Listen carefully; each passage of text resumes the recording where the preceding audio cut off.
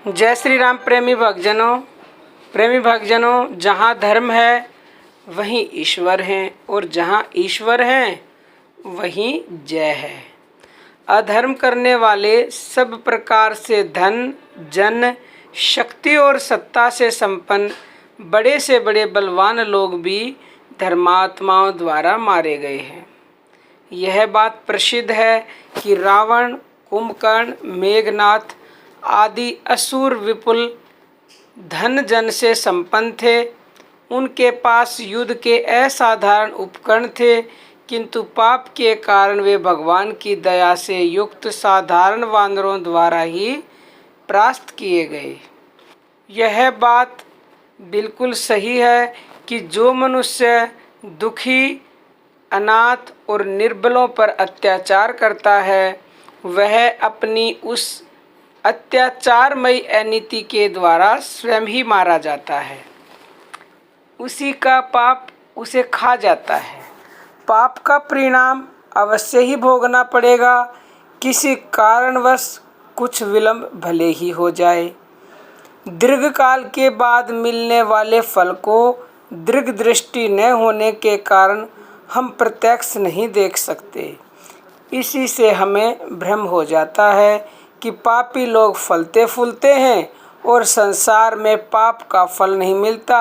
इसी से लोग धर्म की अवहेलना कर अधर्म में प्रवृत्त होते हैं। परंतु प्रेमी भक्तजनों, ऐसा नहीं है कि पाप फलता फूलता है, यानी पापी लोग फलते फूलते हैं और जो धर्मी लोग होते हैं उनको फल नहीं मिलता। कुछ ऐसा सोचते हैं तो ये उनकी बहुत बड़ी भूल है। पापी लोग जब तक फलते फूलते हैं जब तक उनका किया हुआ पहले का प्रारब्ध पूरा नहीं होता। लेकिन जिस दिन उनका प्रारब्ध पूरा हो गया उसी दिन समझो उनका बुरा समय शुरू हो गया।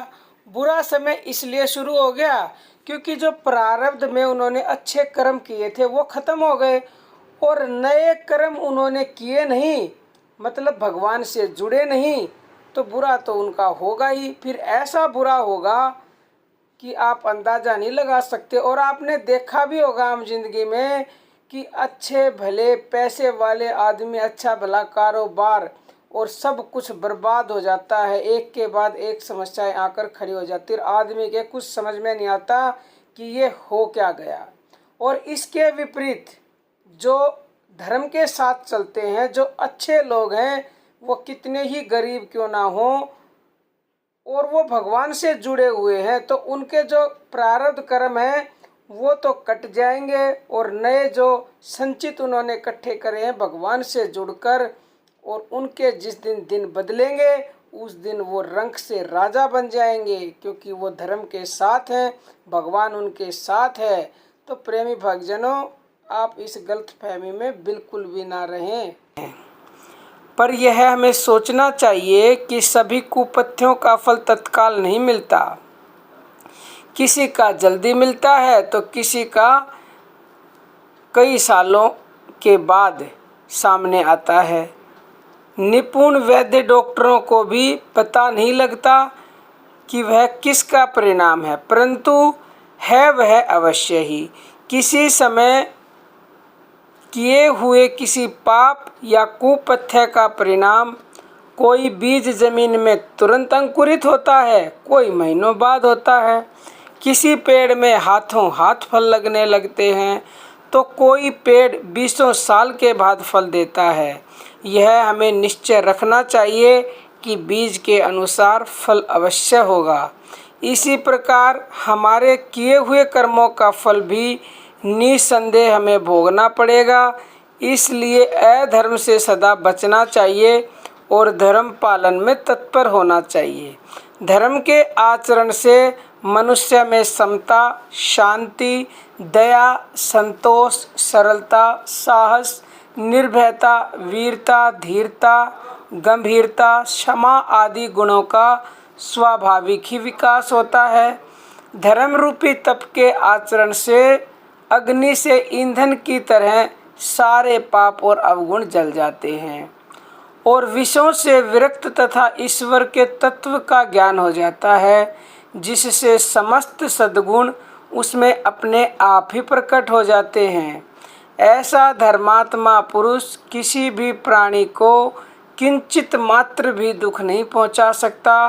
वह सब में ईश्वर का या अपने आत्मा का दर्शन करता है। सर्वत्र ईश्वर अथवा आत्मा का दर्शन करने वाला पुरुष कैसे किसी को दुख दे सकता है।